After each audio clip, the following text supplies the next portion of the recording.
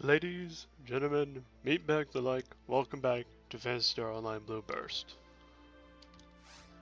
Last time, with the whole video spliced together, these first three parts, this time we're gonna finish and do, 2-1 to 2 whatever, and splice those together.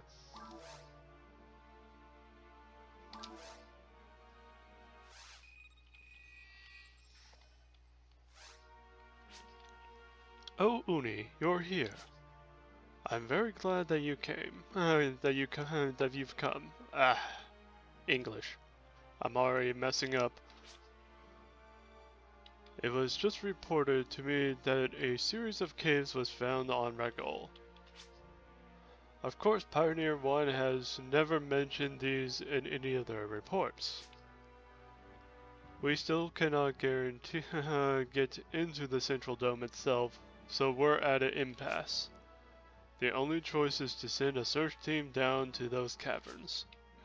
Perhaps may even find survivors from Pioneer 1 in there. Please, I would like you to join the search team if you would. My secretary, Tareen, has the details. Speak with her. I'm counting on you. Okay. My hands were on the wrong keys for a second there. Allow me to explain the details of the next mission. In order to check out the caverns discovered beneath Ragel's surface, we do not know where or how far they lead, so please investigate. A teleporter has been set to take you to the cave's entrance.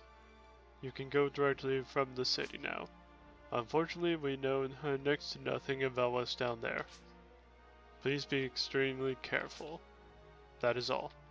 Good luck.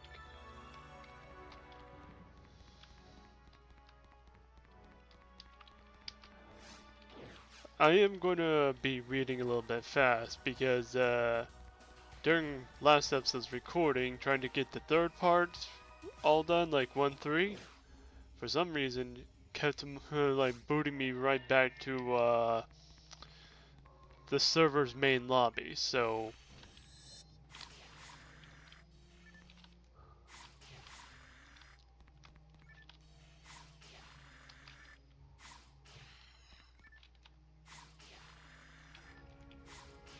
yeah, I'm just gonna bum rush when I can and you know, maybe throw in some commentary every so often if anything really pops into mind.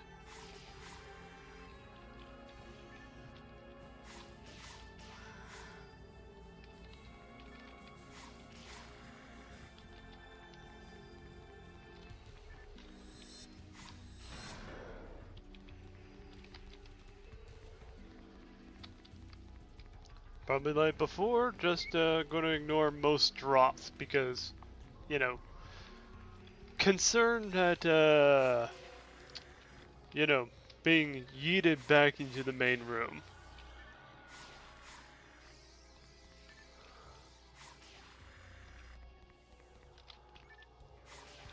But if that happens, I'm thinking that I'll probably just splice the very beginning and then get straight to the action and, patch that back up and etc. etc. Want to try to make sure I'm not exactly making you guys wait too long for certain things. Well, certain for the content.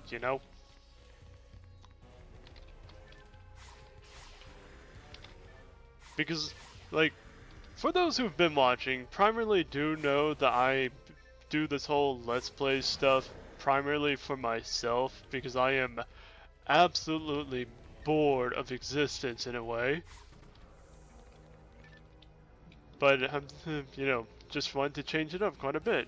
And if I'm going to change it up, I might as well try to make it presentable. Although, I already know I can't placate to everybody.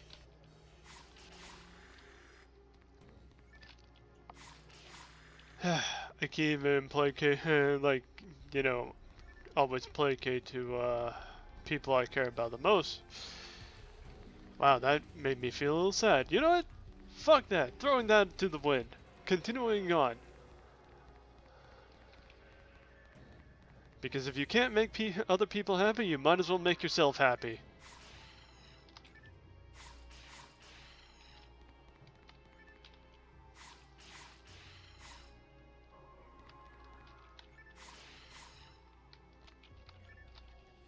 And if other people get happy because of what you do makes you happy, then all the better.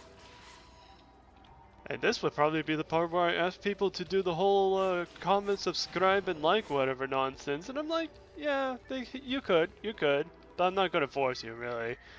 It's optional. Everything is optional in life.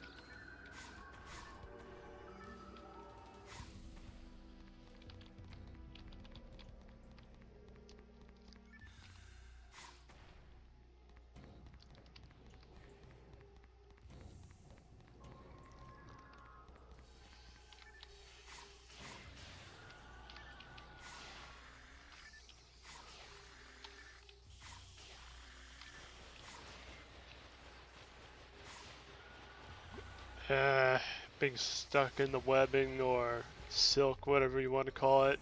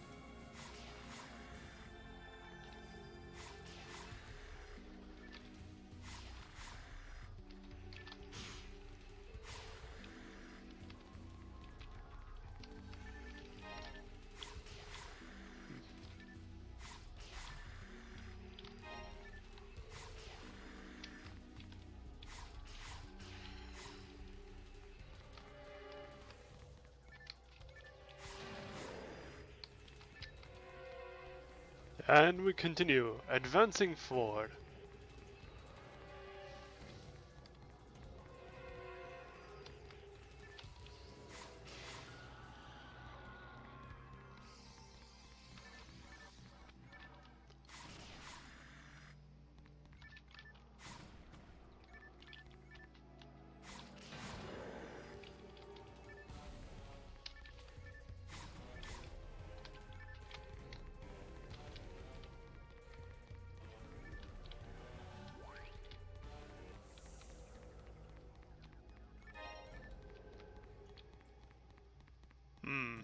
There seemed to be a little bit of lag there.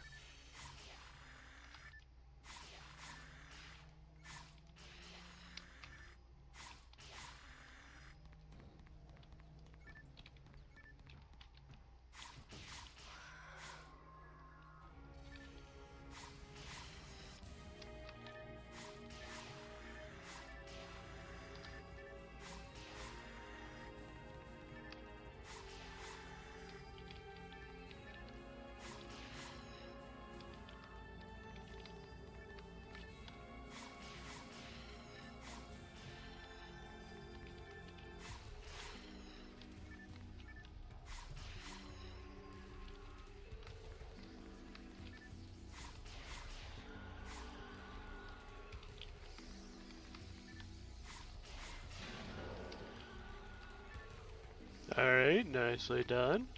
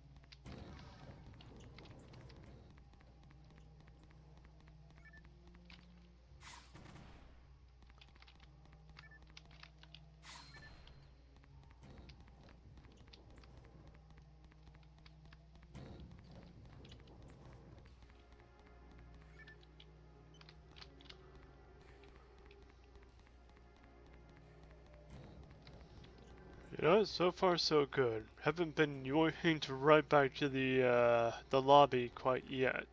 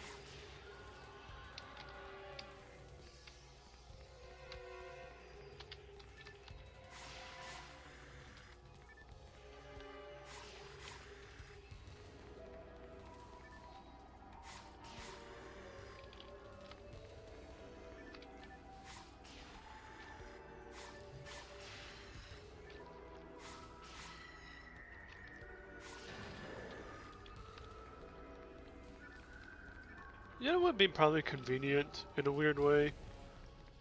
Just someone to actually follow me around and be vultures to all my inventory. Alright, this looks like progress.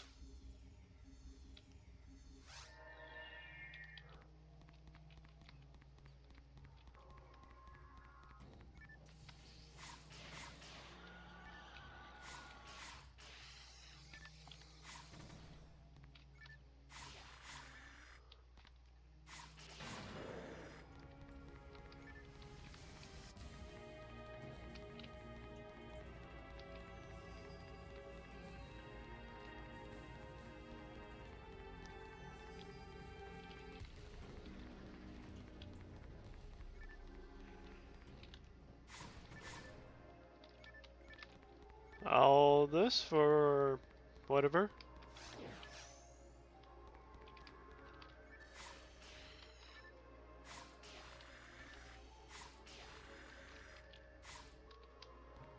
Somewhat dark, but not exactly horrible. You know, there's still light sources. Which, you know, video game logic, I shouldn't really question how you managed to dim down lava. Unless you're solidifying it.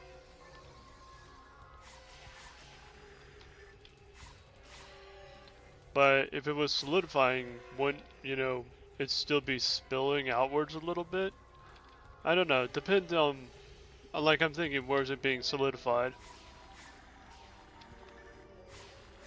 If I'm even using the word properly. Solidify?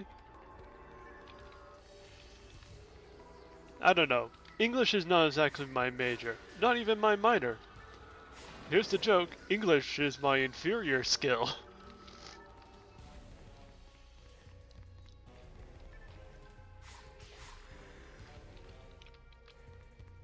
Alright, and up, here we go.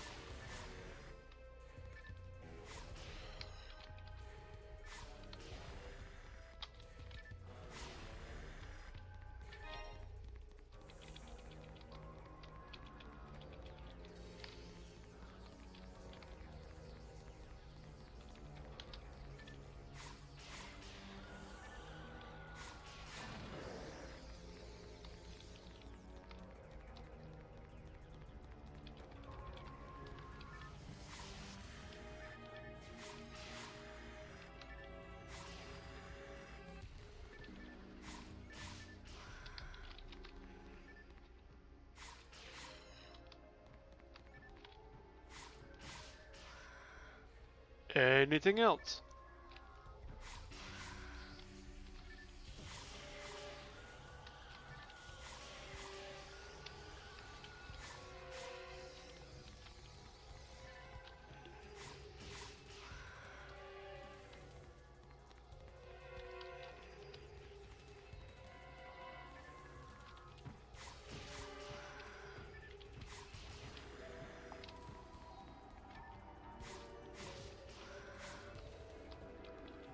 Even with my current level, I'll still be honest, there's probably one thing that will still irritate, you know, the living hell out of me when it comes to normal mode.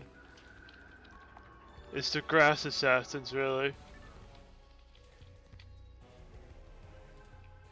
all in their stickiness. Anywho.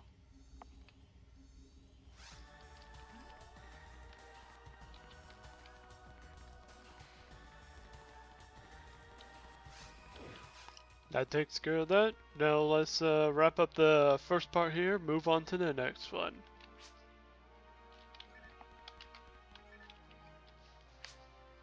How did it go, Noni? I see. There are numerous underground magma tunnels throughout Ragol, and these unidentified creatures that live within them. Pioneer 1 simply had to have known about these caverns. Or perhaps, well, it's best not to speculate. We need to investigate this matter more thoroughly. I may call upon you for your service again, Uni. Until then, please go and get some rest.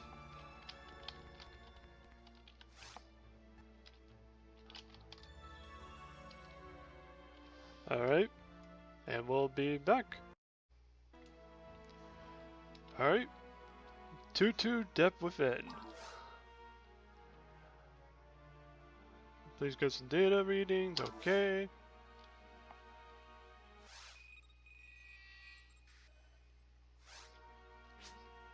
Thank you for coming, Hunter Uni. Now, to get right to the point. The other day, a team of hunters reported finding a pillar in the caves, just like the pillar I found on the surface. Our official word is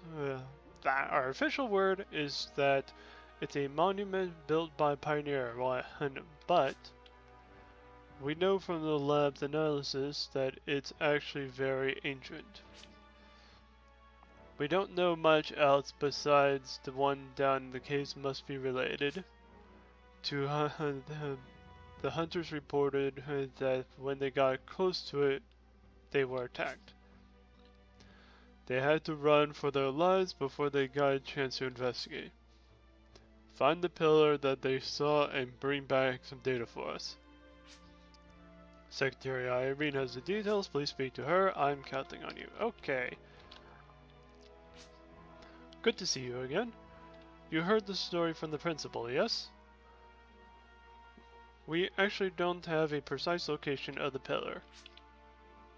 So please use the teleporter that the other team used. Then search the caves to see if you can find it again. Let me attach this data collecting device to your gear, Oni.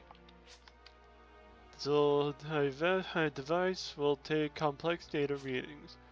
Just touch the monument and it'll activate and do the thing and do its thing automatically. Now, apparently the area in question is guarded by many hostile creatures. I don't think I need to remind you to be careful, that is all. Please come back safely.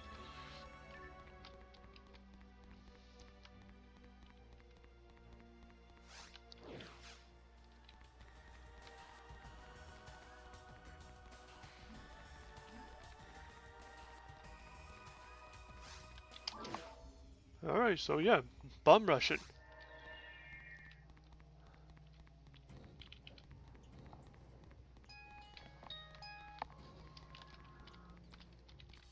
If you heard any slight noise on the side, don't worry, that was my phone alarming me to a D&D session that's been, well, inactive for a few months now, which I am kind of sad.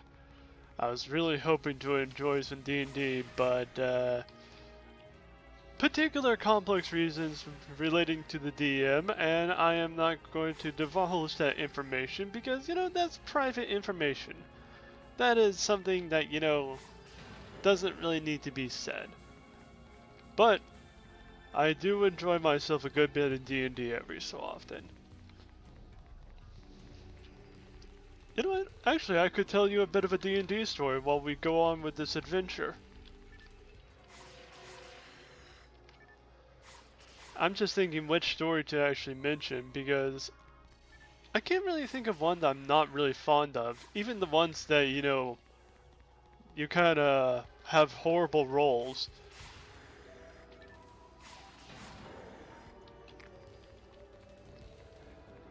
Hmm. You know, I'll probably bring up like maybe the first great moment of D&D that I had. So it was me, some old friends, and well, one of them wanted to run, DM a campaign. It was going to be a Legend of Zelda sort of based campaign. So we were allowed to just go with any of the races that were, within reason of the Zelda lore.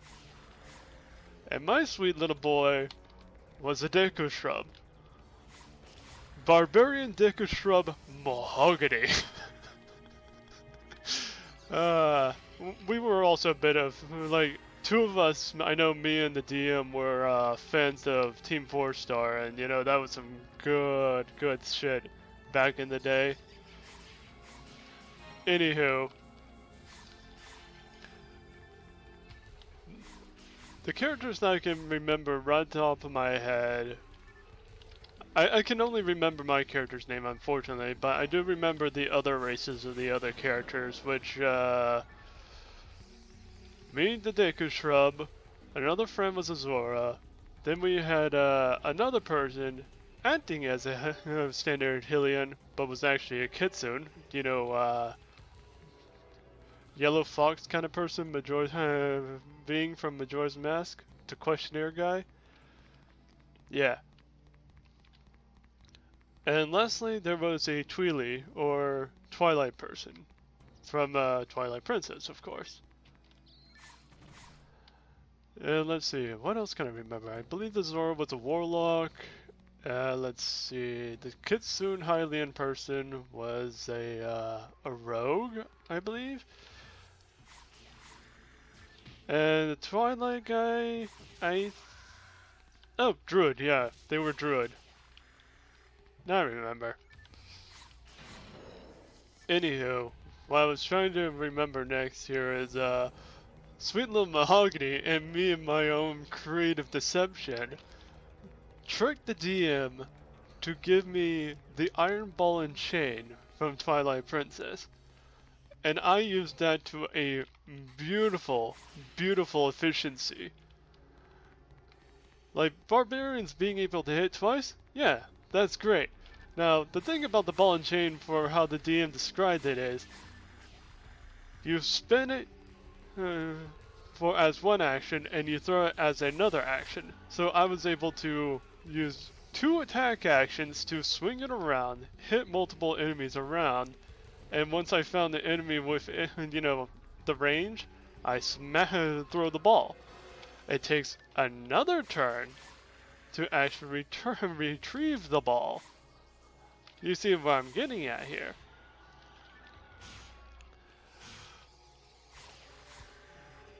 So, I could, technically on my next turn, move and then pull the ball back to only wind it up again once more.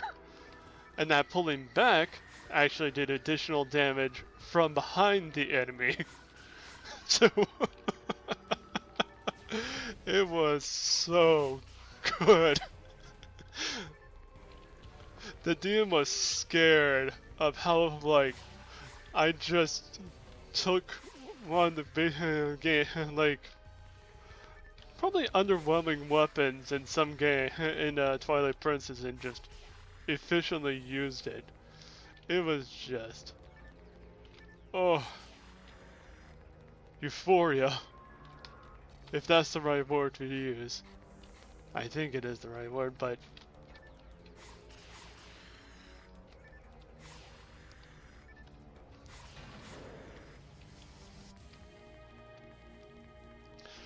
and then the shenanigans with the ball and chain became even greater. After somehow acquiring Magic Carpet. I forget if it has any other name besides Magic Carpet, but it's just basically a mount that can levitate or fly, depending.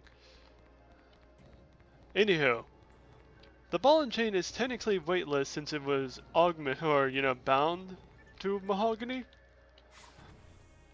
So, yeah, flight plus, well, Deco Barbarian, and then, you know, just doing it from aerial.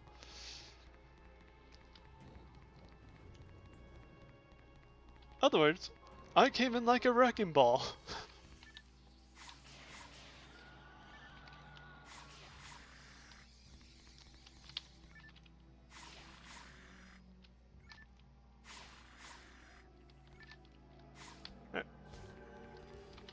Completely dark room. Where's the light?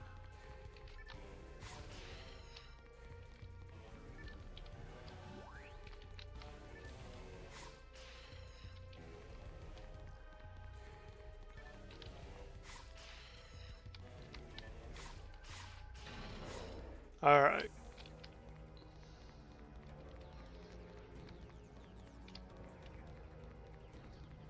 Now, I do remember another little D&D story. Well, it wasn't exactly D&D, but it was another tabletop. Who here, watching my video right now, has played Call of Cthulhu?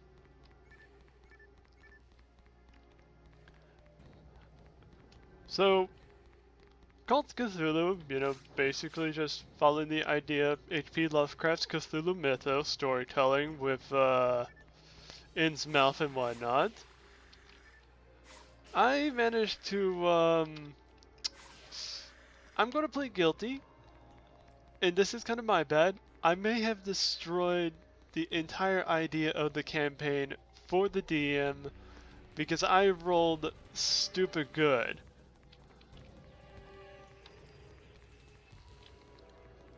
So, with the Call of Cthulhu campaign, for those who do and don't know, there are classes, and they're not exactly D&D-like classes, no.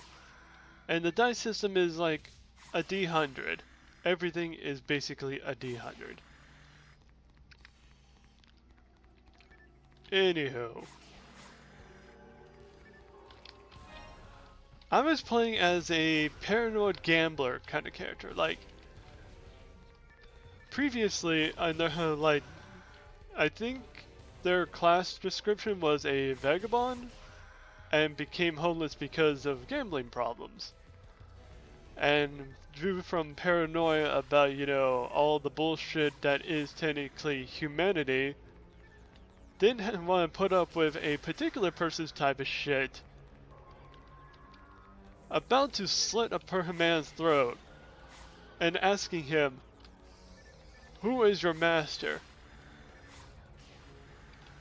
The DM wanted me to roll, I think it was some sort of Eldritch Occult knowledge thing, and by default, everybody, except for occultist-related characters, have 5. And that is a very low number to have out of D100.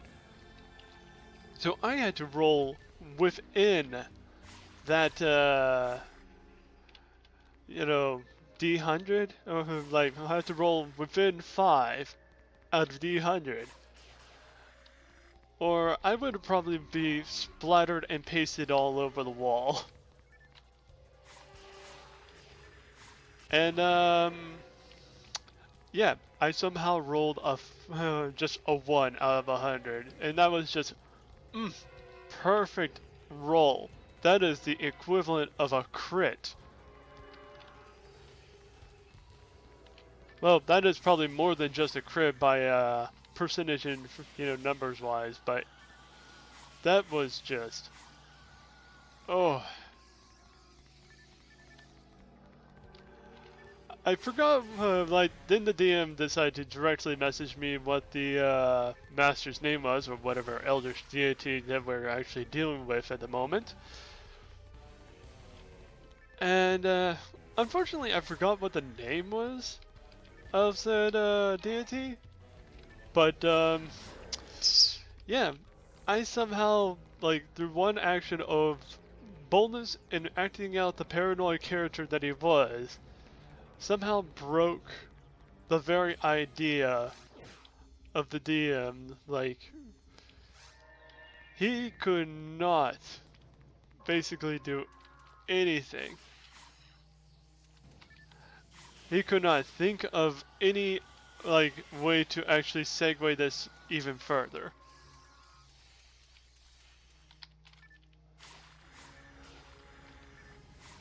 So it is kind of my bad for you know, doing that to them. But at the same time, I am amazed. I'm amazed with my own shenanigans.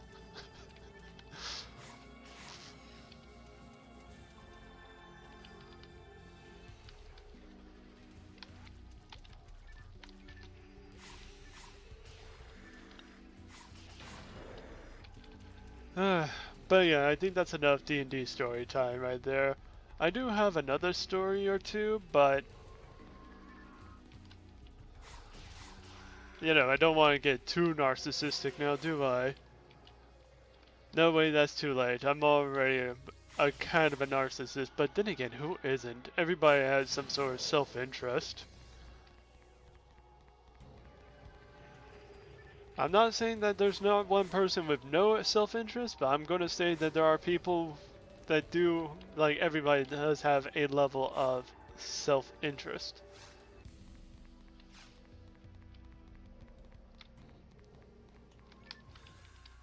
I do not need to be this way.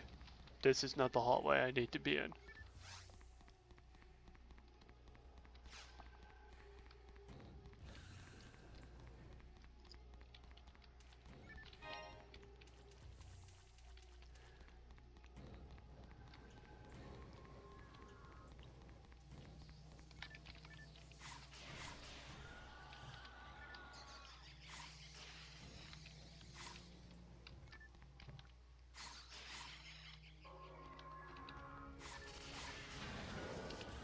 Ooh, clean.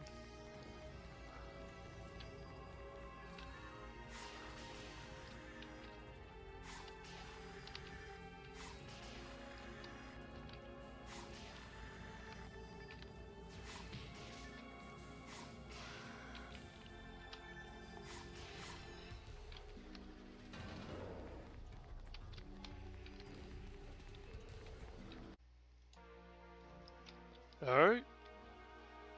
We're going to do 2-3, the mutation now. Have no data on the living creatures in the cave. Please go take some data readings there on them. So if I'm following the whole weird like number thing, like with 1-1 and 2-1-3, I'm presuming 2-3 is going to be boss time. So, hi Uni, thank you for coming. Now to brief you on the current situation. As you know, the Ragol underground is filled with hostile creatures. We have no data at all on these animals you encountered. If we can get our hands on some, maybe we can get some clues as to the cause and solution for the situation down on Ragol. Like you to go down to the caverns and take some data readings. I expect that you'll be able to do with no real trouble. Try to locate creatures in the deepest parts of the caves. Secretary Irene has more details, please speak with her. I'm counting on you. Good to see you. Now, as the principal has said, here are the orders. Collect vital readings of the hostile creatures in the caverns. Let me attach this data collecting device to your gear, Uni. Okay. The device will collect data automatically as you defeat the creatures. You'll need to get vital data from the animals in the deepest part of the cave. When you get to this area, the device will activate on its own. If you have companions who also have devices, then whoever gets to the designated area will cause all of them to activate. They won't function for long to collect the data within limited time. That is all. Okay, so I guess we got a time limit once we get there.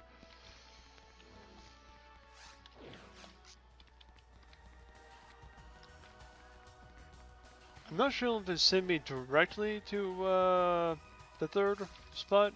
Oh, but it'll send us to K2. That'll cut out a little bit.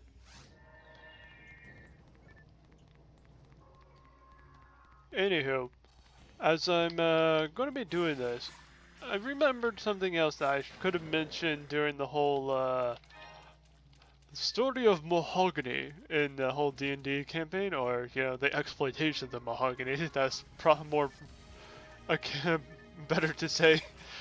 Um, so you already know that I mentioned, like I've already mentioned the whole how the ball and chain worked during that campaign. What I might have failed to mention was it was a 4d12 damage.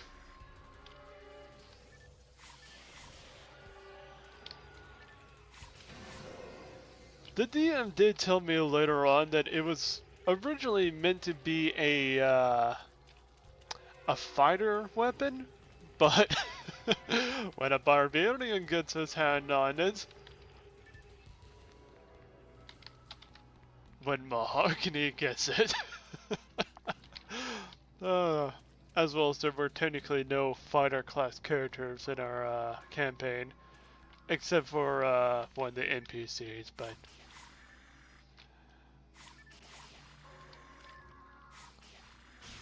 I'm, had a very strong feeling that, the DM would, never give their precious, Link character or Link NPC a ball and chain to actually use as a main weapon or primary weapon because, well, then again, I already got my hands on the ball and chain before he could even introduce the Link character. We met Groose before we met Link.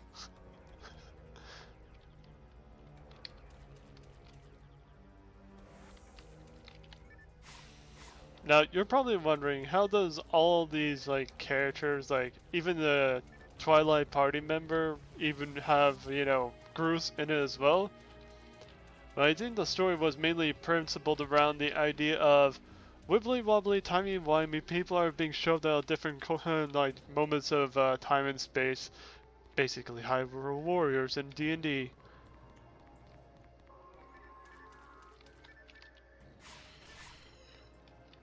Although I think he did set the world a bit more closer to Breath of the Wild.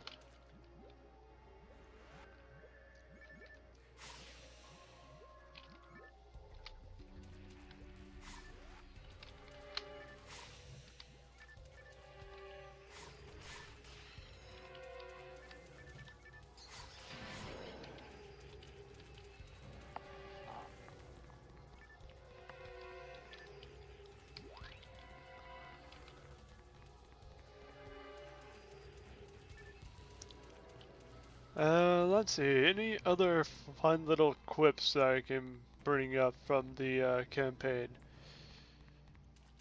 The guy who was playing the Zora really wanted to bug me on the aspect of, what are mahogany's leaves like? Can I make tea out of them? And I'm like, I doubt, not me saying as a player, I doubt that you can. Because, I might have forgotten to mention, from the documents and notes and whatnot that we used our characters for, DM's Legends Zelda based campaign. It was a swamp dwelling Deku shrub. So I have a strong feeling that, you don't want to try to use the equivalent of Deku hair, or hair for Deku for his scrubs, as a herbal supplement for tea. Especially when it came from the swamp.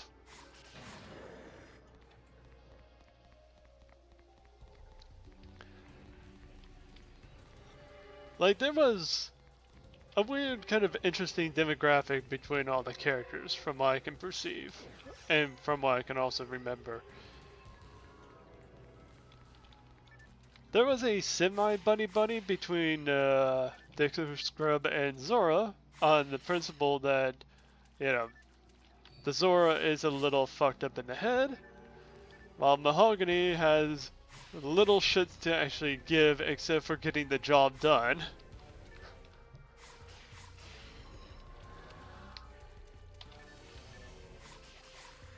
Although I do like, I did allow it to do a few little silly things during the campaign with the Zora. Like, primarily, they wanted to have a musical moment, and I'm like, that is dumb, but I'll comply.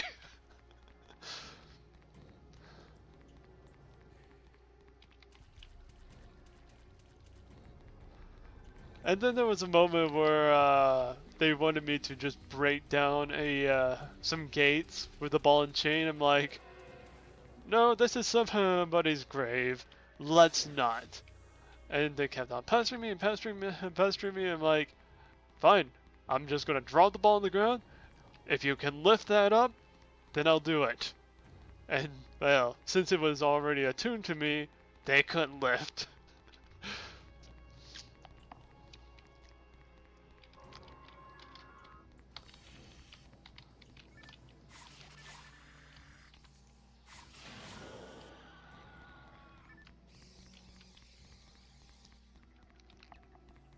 I would say Mahogany is a good boy, to an extent.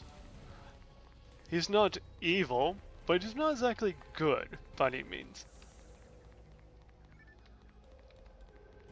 Mahogany is a rough little bastard. And that can be taken in multiple ways because, well, shrub, wood, and, you know, tree bark and all that. But also rough on the fact of, I'm a barbarian.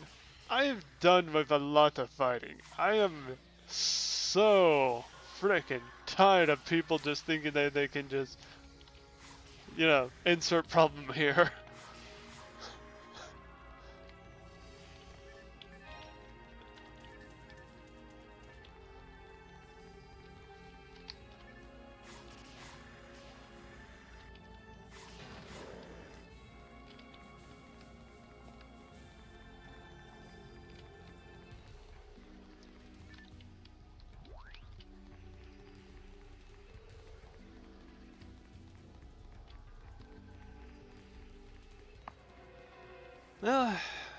That's all I can really think of at this moment in time. So, yeah, back to just focusing on the game. And honestly, it's kind of hard for me to actually focus on the game. Maybe I should really just done this in higher difficulty.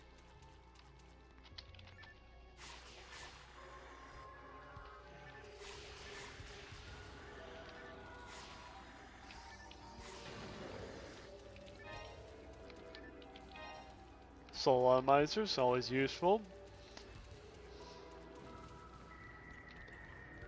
Alright, time to really focus. We're about to get into some deep shit.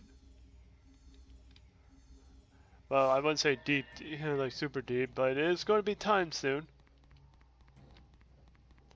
That's what the secretary mentioned.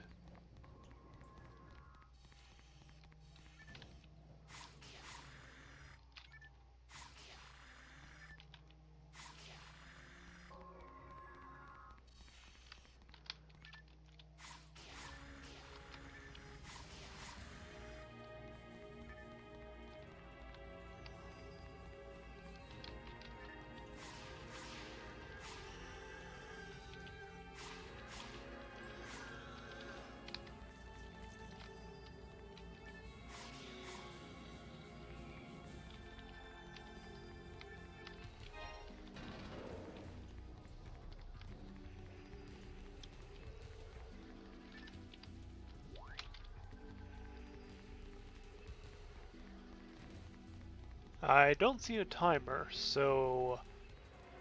I guess no timer needed?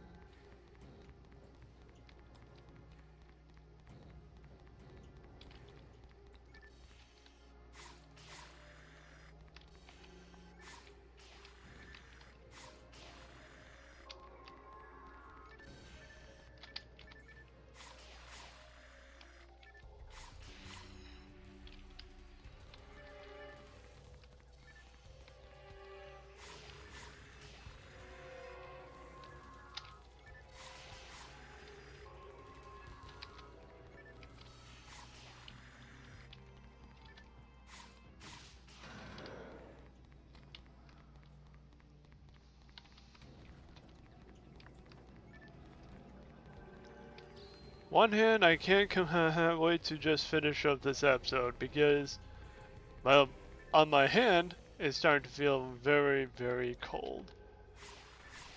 Not saying any form of hate for the game, don't worry, that's not the issue, is that I am feeling quite frigid.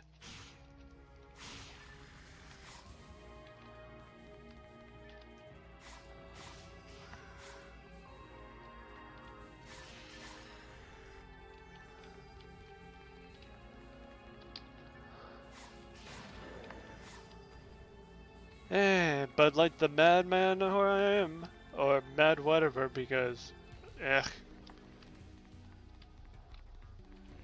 I gotta finish this, or I would like to finish this.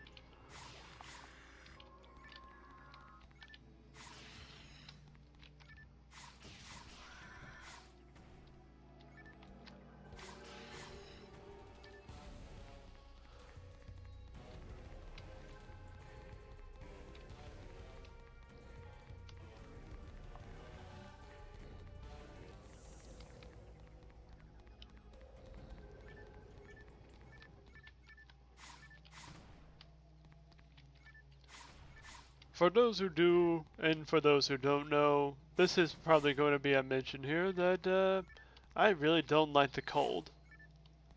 The cold is so annoying, like,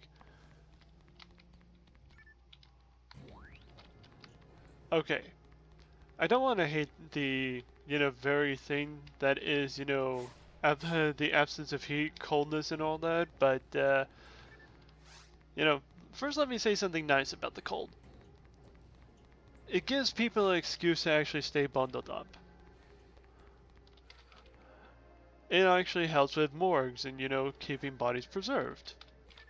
It helps with food preservation. Which food is just another form of, corpses and whatnot that are edible.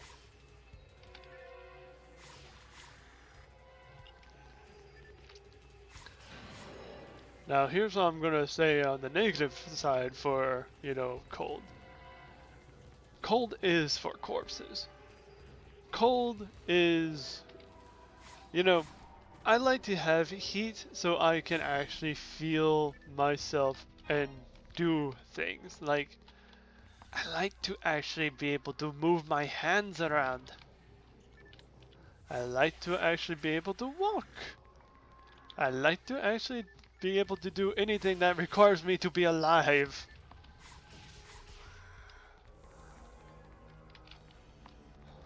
So, cold is for the corpses. Fuck the cold. Give me the sun. Set me on fire. Well, you don't really have to set me on fire, but maybe set me on fire. I don't know.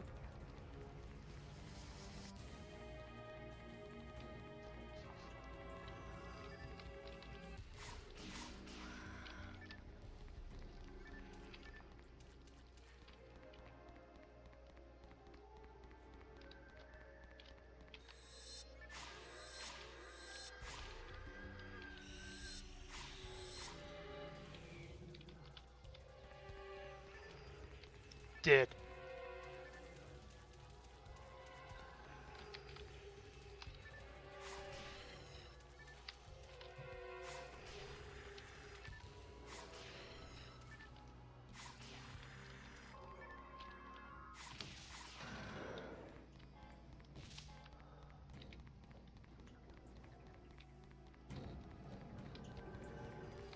Alright, maybe we're about to get to the time part up here.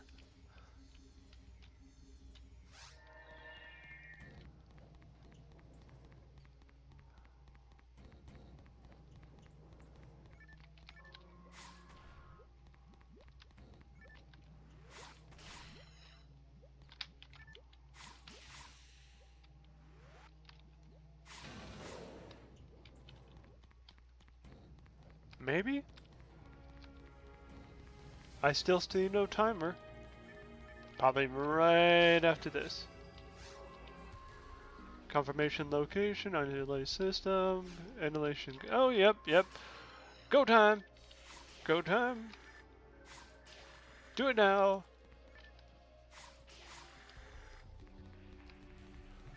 Unbiased genocide!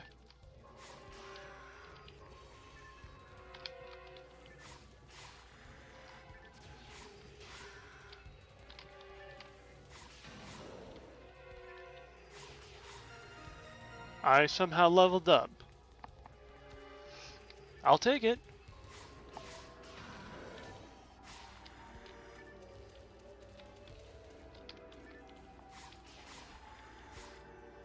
I'm not going to turn down a level, but I'm just a little surprised that I managed to get it here. On normal difficulty. Then again, it was eventually bound to happen. I still get experience for killing these.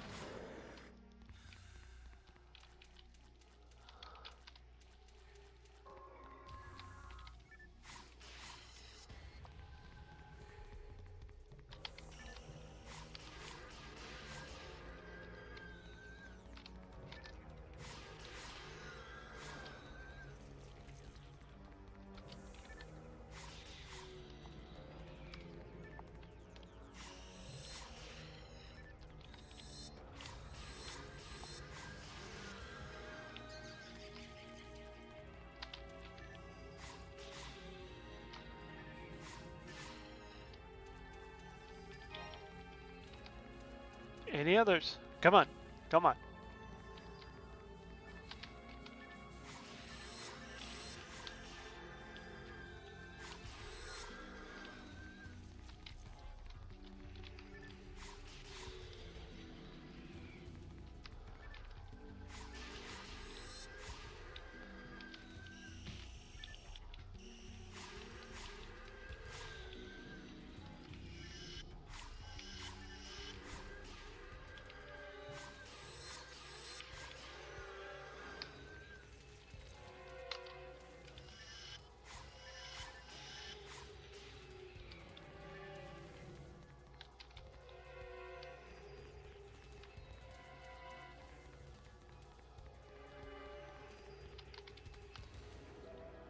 Nice.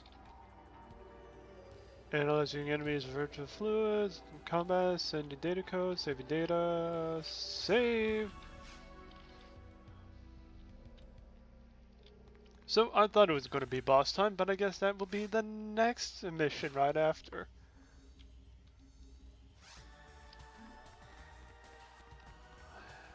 Oh dear. But at least we, got this progress in.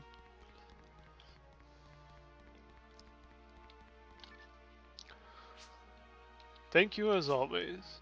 We'll get this data over to the lab as soon as possible. Hopefully the sample will be enough to make use of. But I wonder if we'll learn any good news from it at all. We'll be counting on your help again, Uni.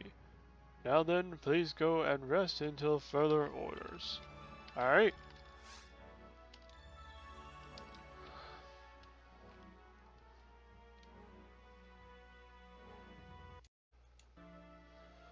Alright. Now on to 2-4. Waterway Shadow. This sounds like a boss.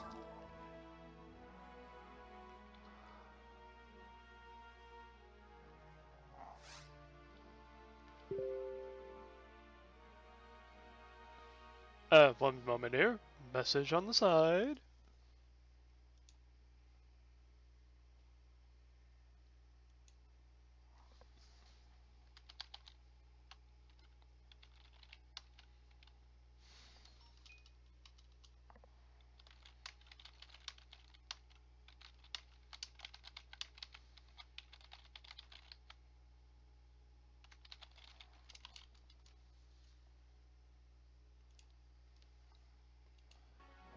Sorry about that.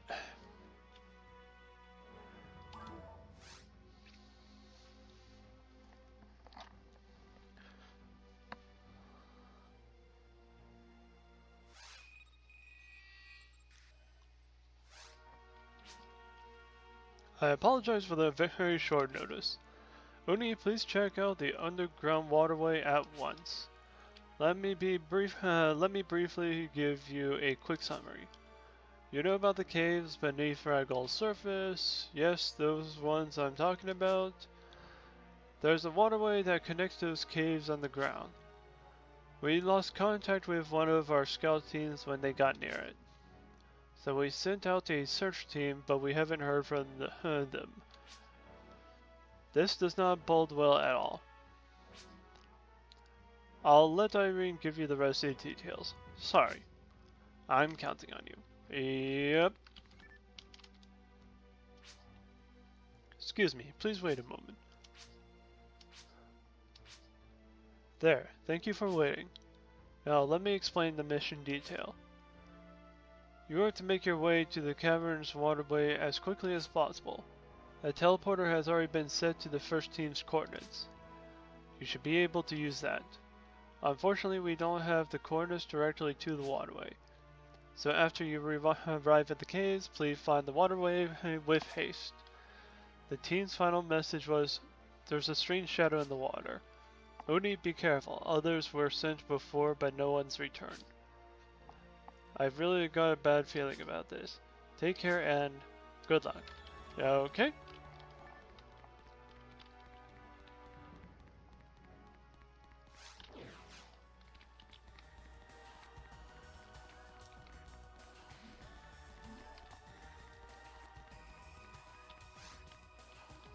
Cave 1, not Cave 3?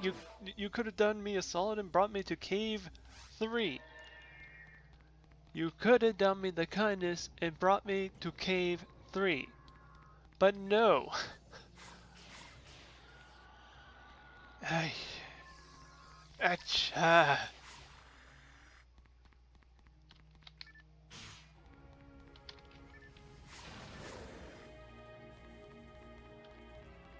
Now, I know I could just simply, cut out from here and to the next, but I'm also on the fence of thinking, is there going to be any important thing I'm going to miss, like dialogue, when it comes to Cave 1, Cave 2, while making it over to 3 and the waterway, Is there going to be anything important? I don't want to really take that chance. I know the video is probably going to be longer and all that. I do apologize if it's too long for some people. But do understand that I am, wanting to be cautious on the fact of not wanting to lose out on the possible content that, could be vital for the video. And I know I could just look over the video and just, make the decision of cutting and splicing and whatnot, but no. It wouldn't be fair for those who do expect me to actually have bigger videos, to have more of the full filled out content. It just wouldn't be fair to them.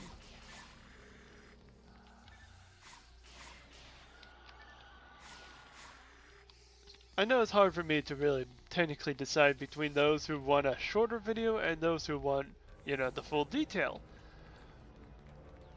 But I'm just going to be on the safe side and just do the full, full-on video. Sort of like how I've been doing, how I did it with the Quest 64 videos, Rather not miss out on anything that could be potentially very important on the progress, because, it's also kind of that slight air of legitimacy. Knowing that you saw me go through all of this, knowing that I did not cheat my way through anything.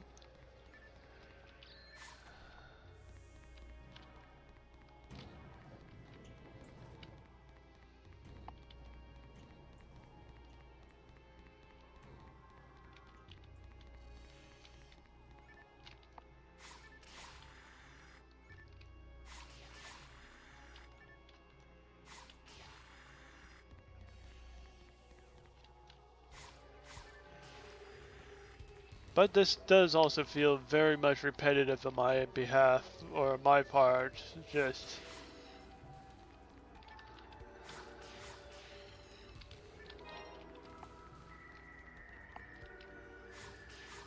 This was almost kind of a lucky room. A bunch of Gnar lilies, but only one poison lily.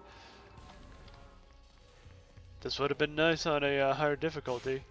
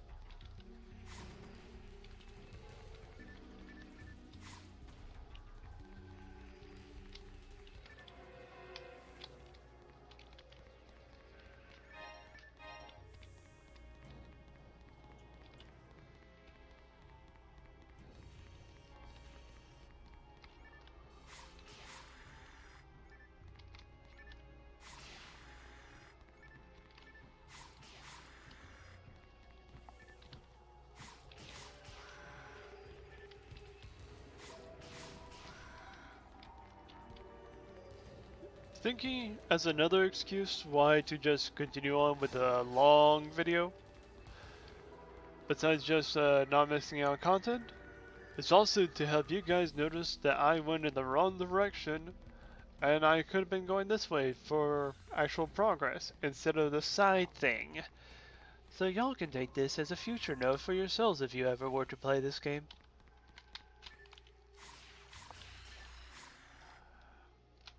After all, it's always a good idea to take notes on other people's failures.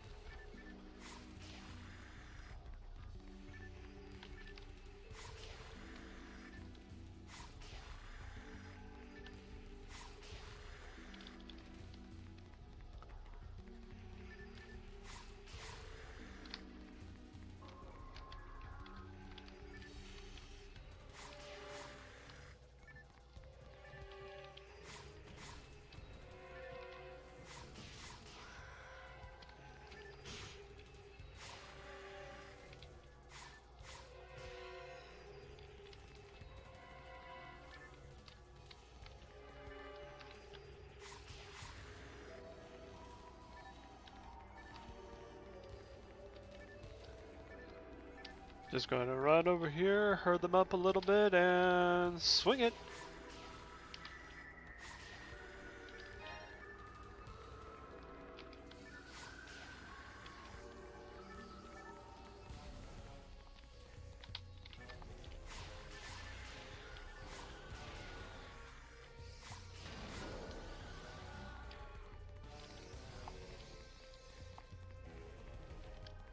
Slicer is a great weapon. Not the best weapon, but it is a good weapon.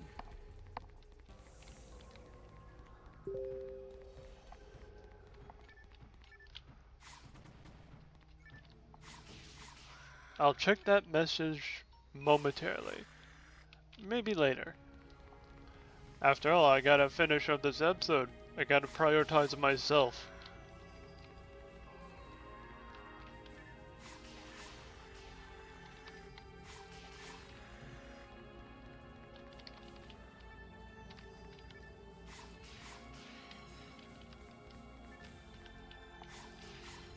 You know, I might have figured out why I managed to get that level earlier. Too many rare enemies. The higher experience from them. Oh, nope. Bad. Nope.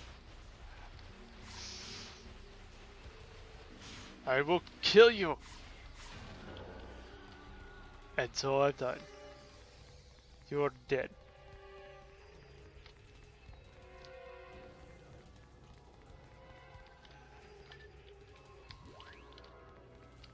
We hit the switch.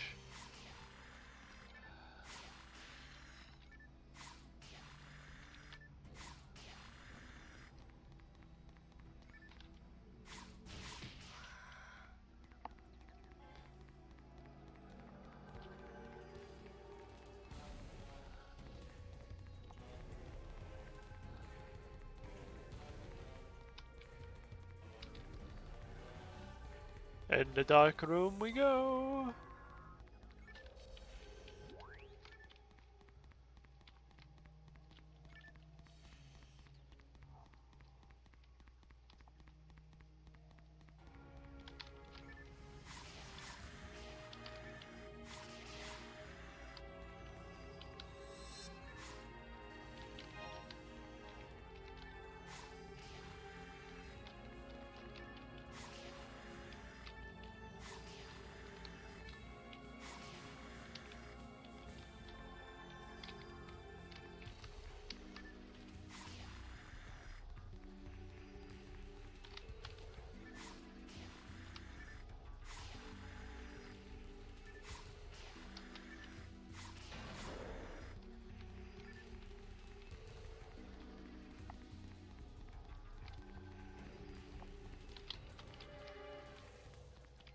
This was a pointless room, I guess.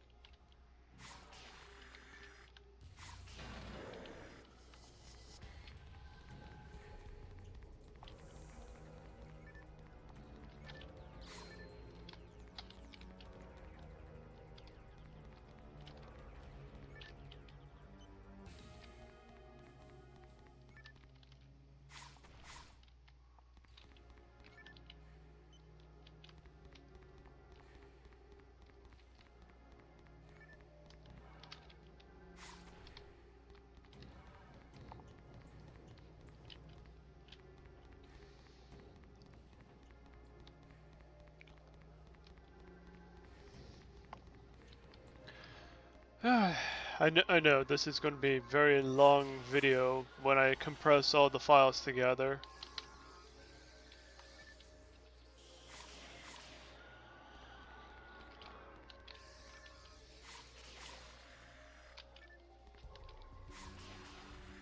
But all for the sake of being legitimate with the game.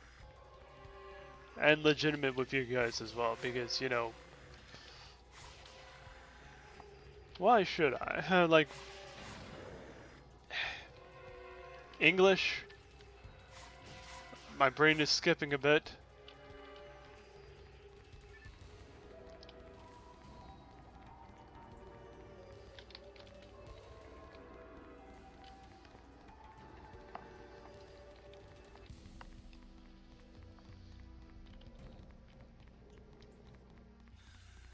Alright, a little bit closer.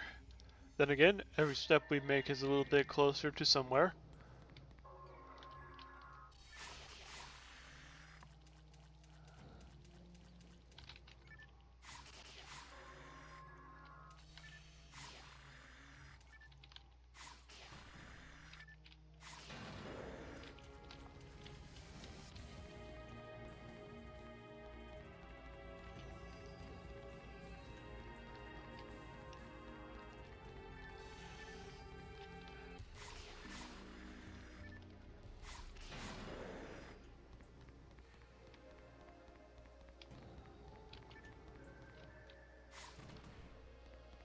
I don't need that. Don't need those.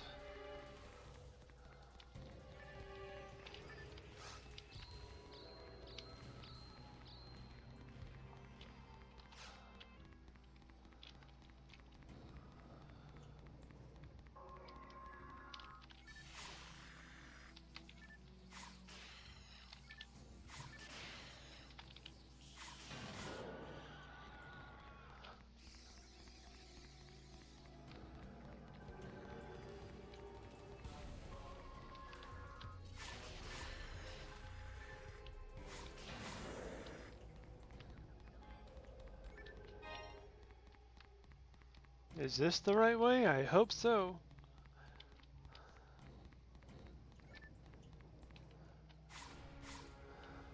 This is not what where the pillar was last time.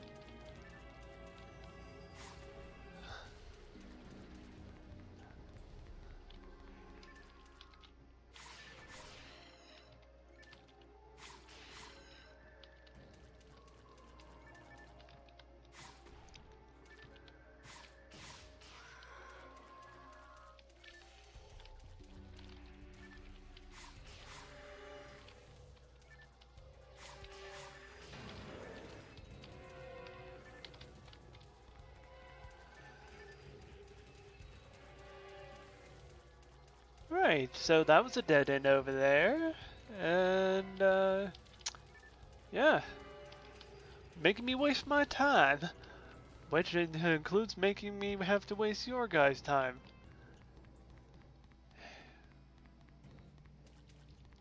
The horrible balancing act of trying to actually make sure to be legitimate with content and also trying to keep it short enough for people's attention spans.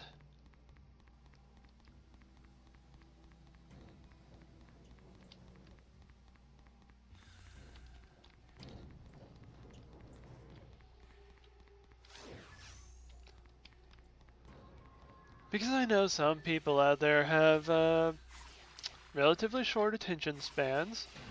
Not hating, you know, ADHD or whatever you want to call it. I'm not judging anybody on that fact.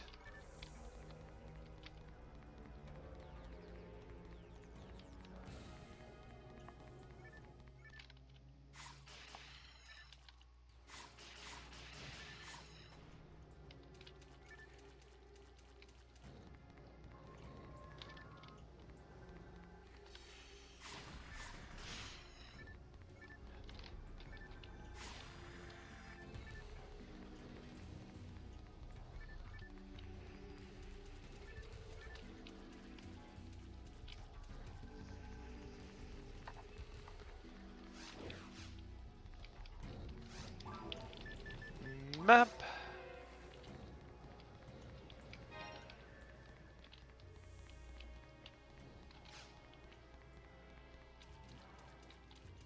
Maybe this is the right way?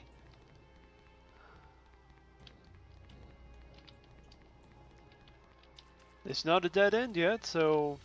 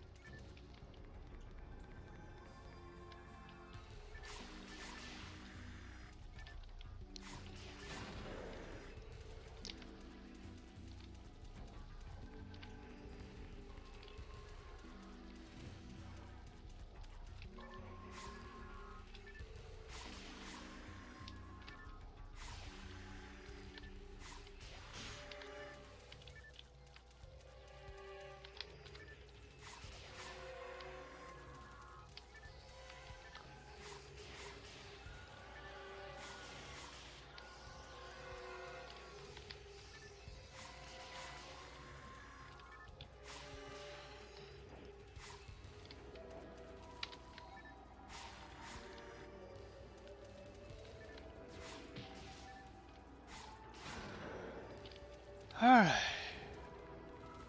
Are we getting closer? Maybe. As I might have said before, every step is always a step closer to somewhere.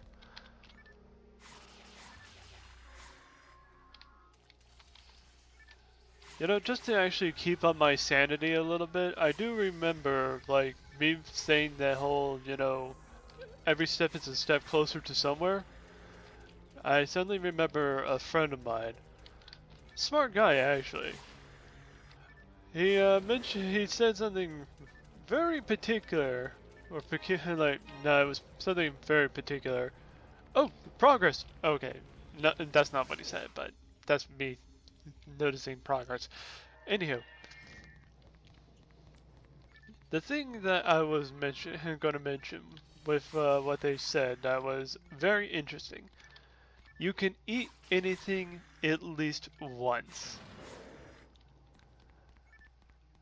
A lot of people were quickly trying to rebuttal him, saying no, you can't eat this or that. I'm like, yeah, technicality, you could eat anything at least once. Could you eat a brick? Yeah, but it wouldn't exactly be easy. You just have to break the brick down. There's a process that we usually do every time that we eat. It is called chewing. So what is breaking down a brick before actually eating it, you know, really? Just chewing without your teeth? I'm not going to advise anybody to eat anything that is technically non-edible, but it is a thought that if anybody asks if you can't eat this or that, you can simply tell them you can eat anything at least once and just tell them how. But also remind them not to do it.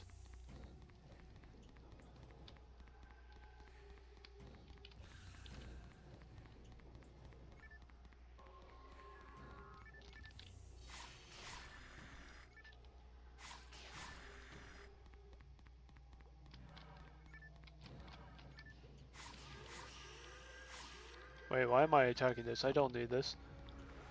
I don't need to do that. I could continue on with my merry fucking life.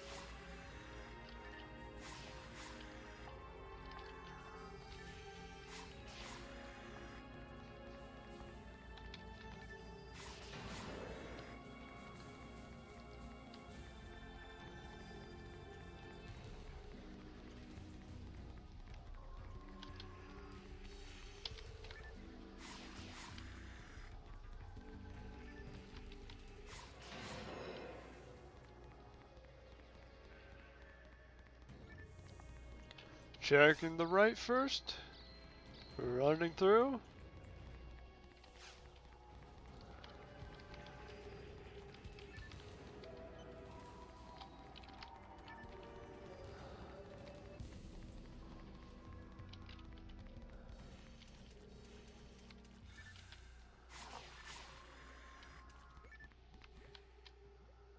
Alright. Hand is getting very, very cold.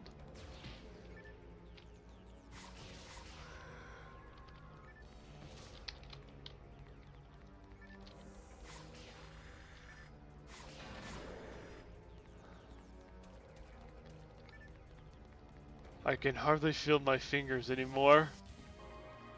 And more specifically, it's actually my left hand. The one moving the character. I'm like, oof.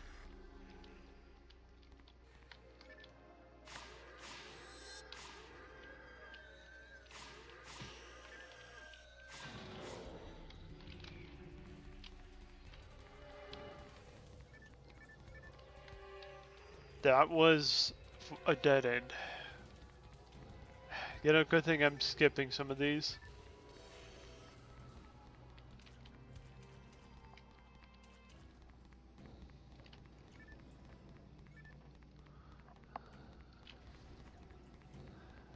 I don't got time for everything.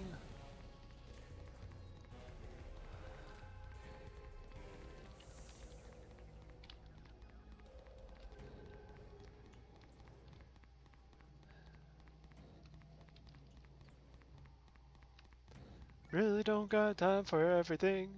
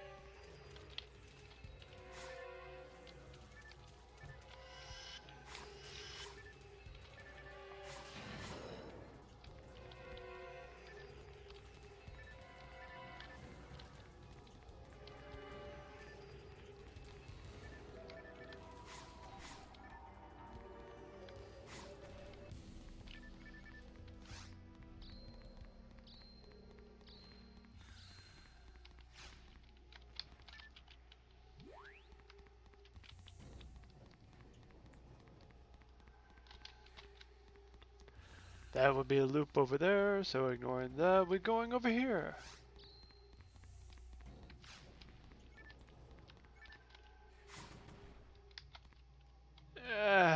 That.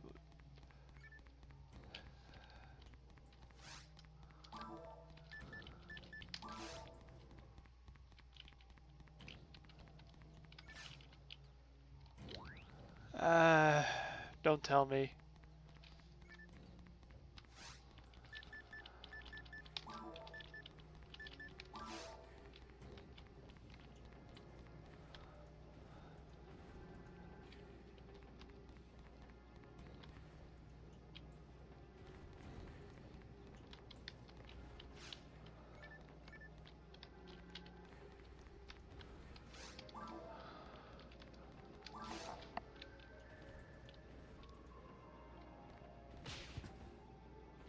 Blech.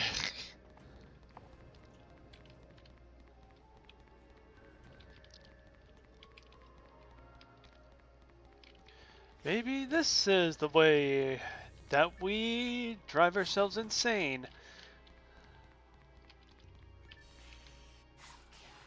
Frustration. Frustration. Out of my way.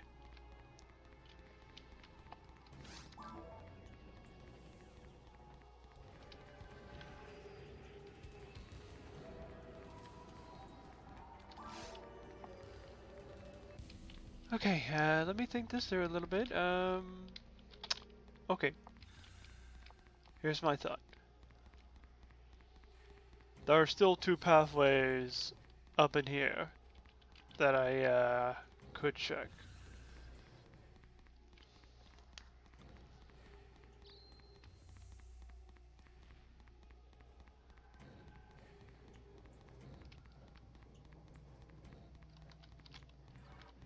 Because those buttons need to remain pressed with 4 people, and oh yeah, here's a green door. Okay, can we get on with it? Not quite yet.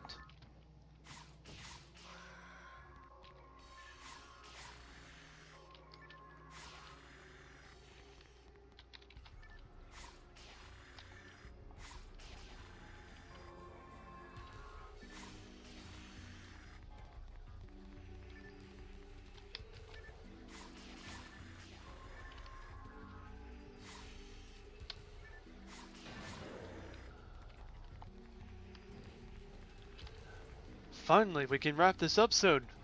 Boss time. We're gonna piss on the boss.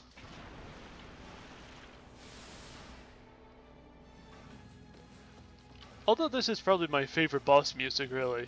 Redoli. As you saw on the bottom left earlier.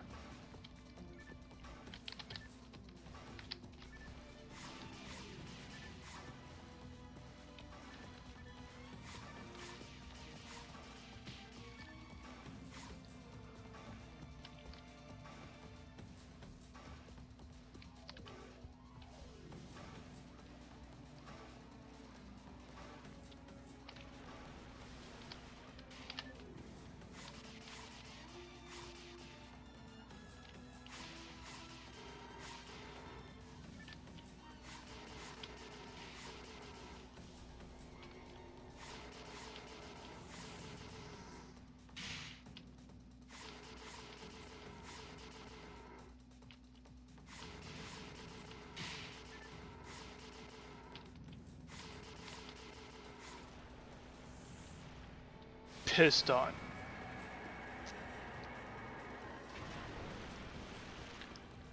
This is why slicers are great.